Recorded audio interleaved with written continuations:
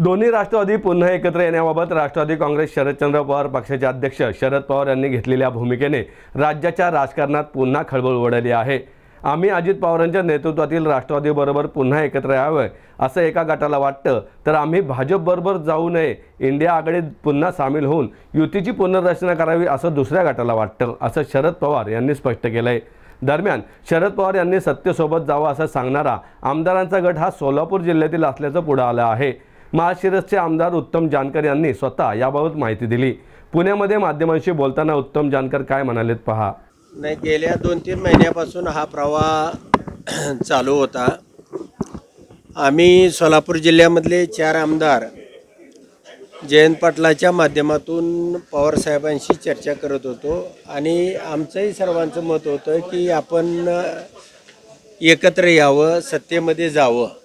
अशा पद्धतीनं आम्ही वेगवेगळे खासदार असतील, आमदार असतील, हे भूमिका मांडत होते आणि आज जे पवार साहेबांनी मत व्यक्त केलं त्याबद्दल जर या दोन्ही राष्ट्रवादी एकत्र आले तर कार्यकर्त्यांची होरपळ होणार नाही, सर्वांना न्याय मिळेल आणि त्या ठिकाणी सर्वांना चांगल्या पद्धतीनं काम करता येईल। नाही, मी आणि आमच्या जिल्ह्यातले 4 आमदार आम्ही जयंत पाटलाच्या माध्यमातून पवार साहेबांशी बोलत होतो, थेट साहेबांशी बोलत नव्हतो, परंतु दोन्ही राष्ट्रवादी एकत्र आल्या तर निश्चितपणानं आनंद आहे, एक ताकद येईल। याच ठिकाणी ज्या सिंचन भवनला आज मी उभा आहे, या ठिकाणी अजितदादांनी माझ्या पाणी सोडण्याचा जो विषय होता त्या विषयाच्या बाबतीमध्ये म्हणजे मी निवडणुकीमध्ये त्यांच्यावर प्रखरपणाने टीका केलेली होती। अनेक निवडणुका म्हणजे त्या लोकसभा विधानसभा निवडणुकामध्ये म्हणजे जाहीर पद्धतीची टीका केलेली होती, परंतु अजितदादाच्या वागण्यामध्ये मला तसा काय भाव दिसला नाही। त्यांचं पाणी त्यांनी 15 दिवस उशिरा सोडलं निरा डाव्या कालव्याला, पण निरा उजव्या कालव्याला माझ्या आग्रहास्तव 15 दिवस अगोदर सोडलं। त्यामुळं आमच्या माळशिरस तालुक्यातलं सिंचन हे अतिशय चांगल्या पद्धतीनं झालं। शिवाय अजूनही 5-10 कामाच्या वैयक्तिक किंवा राजकीय कामाच्या बाबतीमध्ये मी अजितदादांकडे गेलो होतो आणि त्या वेळेला अजितदादासुद्धा मला सकारात्मक वाटले, चांगल्या पद्धतीची त्यांची भूमिका वाटली। त्यामुळे दोन्ही काँग्रेस एकत्र आल्या तर आनंदाचा आहे। शेवटी पवारसाहेब जे निर्णय घेतील तो अंतिम असेल।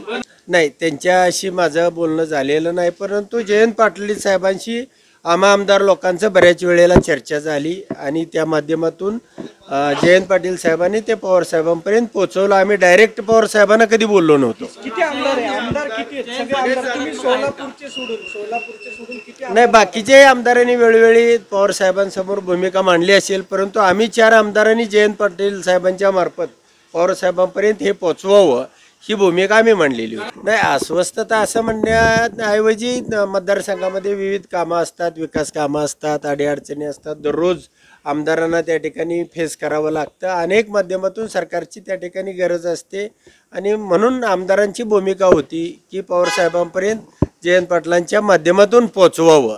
आणि दुसरी गोष्ट राहिली की मला असं वाटत होतं की अजितदादा आपल्याला सांभाळून घेणार का?